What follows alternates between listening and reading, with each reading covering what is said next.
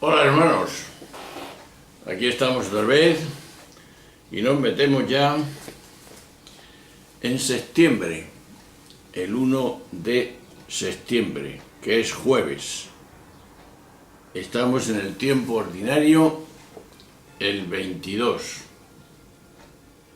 y el ciclo es el ciclo C de la Iglesia Católica del 2016. Dice así Lucas: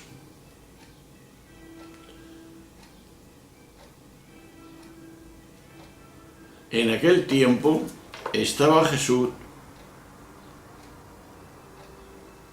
a orillas del lago de Genesaret y la gente se agolpaba alrededor de él para oír la palabra de Dios. Vio dos barcas que estaban junto a la orilla. Los pescadores habían desembarcado y estaban lavando las redes. Subió a una de las barcas, la de Simón, y le pidió que la apartara un poco de tierra. Desde la barca, sentado, enseñaba a la gente. Cuando acabó de hablar, dijo a Simón: rema mar adentro y echad las redes para pescar. Simón contestó: Maestro, no hemos pescado, hemos pasado la noche bregando y no hemos cogido nada. Pero por tu palabra echaré la red.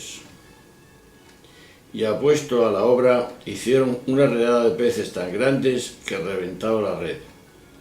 Hicieron señas a los socios de la otra barca, para que vinieran a echarle una mano. Se acercaron a ellos y llenaron dos barcas, que casi se hundían. Al ver esto, Simón Pedro se arrojó a los pies de Jesús diciendo: apártate de mí, Señor, que soy un pecador. Y es que el asombro se había apoderado de él y de los que estaban con él. Al ver la redada de peces tan grandes que habían cogido, y lo mismo le pasaba a Santiago y Juan, hijos de Zebedeo, que eran compañeros de Simón. Jesús dijo a Simón: no temas, desde ahora serás pescador de hombres. Ellos sacaron las barcas a tierra y dejándolo todo, le siguieron. Muy bonito.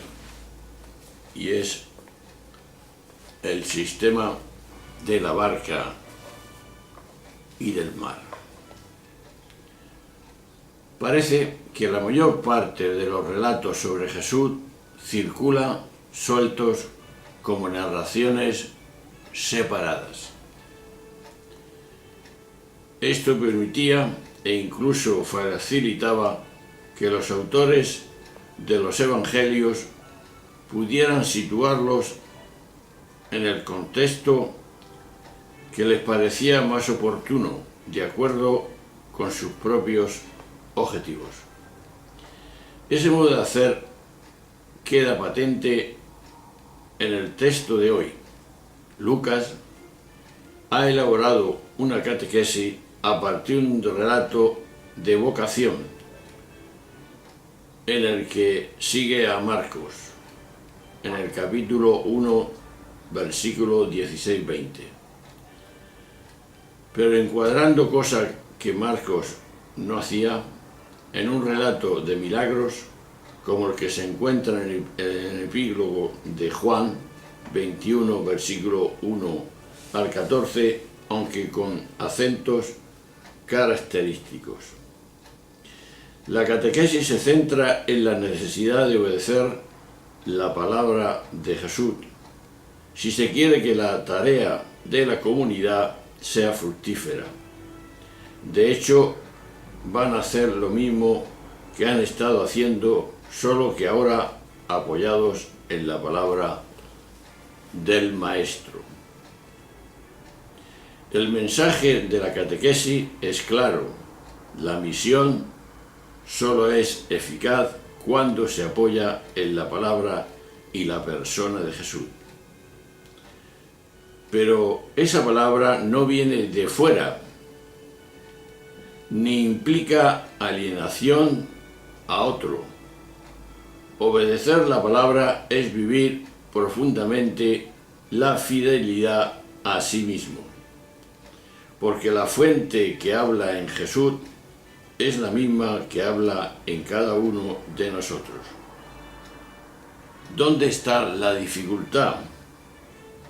Radica en que vivimos lejos de esa palabra interior y en lugar de escucharla nos dejamos llevar por otras voces más superficiales. Por eso el relato concluye con el seguimiento pronto y total, como pescadores de hombres.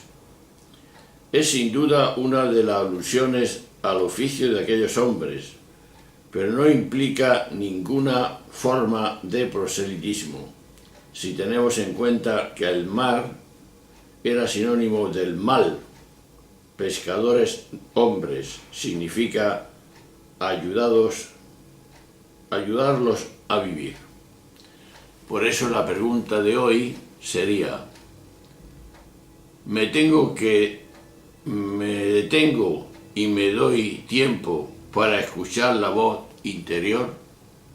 Esa voz que cada uno tenemos y que Dios a través de esa voz nos quiere hablar. Veamos más. Aquí palpamos la originalidad de Jesús. Tal originalidad está en que manifestaciones de lo divino en las tradiciones religiosas suelen realizarse de manera que van asociadas a lo tremendo, que infunden terror, miedo.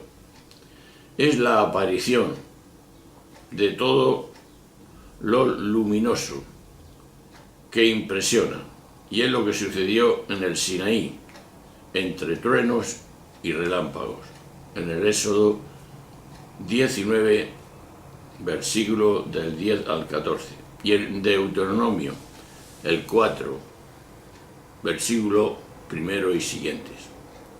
Lo mismo que en la vocación de Isaías 6, versículo 1 y siguiente. Sin embargo, en este Evangelio, la teofanía no se presenta en lo tremendo, sino en lo gozoso, la pesca abundante, la ganancia de aquella inesperada redada de peces. Son dos formas de manifestarse lo trascendente. Primero, en la experiencia de lo sobrecogedor, y segundo, en la experiencia de lo acogedor. Según Jesús, el Padre no es el Dios del miedo y de la sumisión, sino el Padre de la abundancia, de la dicha increíble. Esta revelación de Dios en Jesús es el punto de partida de la llamada de Jesús y del proyecto de Jesús, que no llama para vivir en la sumisión religiosa, sino para contagiar la abundancia gozosa de una vida que produce precisamente abundancia. Por eso Pedro y sus compañeros, dejándolo todo, siguieron a Jesús. Su vida cambió radicalmente desde aquel momento. La vida de antes y la religión de antes no les interesaba. Ahora solo pensaban en compartir la vida y el proyecto que habían visto de forma patente en la experiencia que tuvieron aquella mañana. A partir de aquella decisión que tomaron, empezaron a conocer a Jesús. Es decir, a Jesús se le conoce siguiéndole. No se le conoce estudiando teorías y analizando dogmas, sino compartiendo su forma de vida. Por eso la cristología está esencialmente marcada y determinada por el seguimiento de Jesús. Seguir a Jesús es seguir la verdad de la vida. Pero hay que seguir a Jesús de cerca, no de lejos. Por eso la pregunta era esa. ¿Me detengo y me doy tiempo para escuchar la voz interior, que por medio de ella se manifiesta Dios? Hay que estar atentos a esa voz interior que expresa el sentimiento mayor que el hombre pueda tener, la presencia de Dios en su existencia. Pues bien, hermanos, ahí tenemos, en el 1 de septiembre, jueves, una llamada a nuestro interior, a seguir a Jesús de cerca y no de lejos. Una vida que da vida a todo ser humano. Hasta ahora, hasta siempre, nos vemos.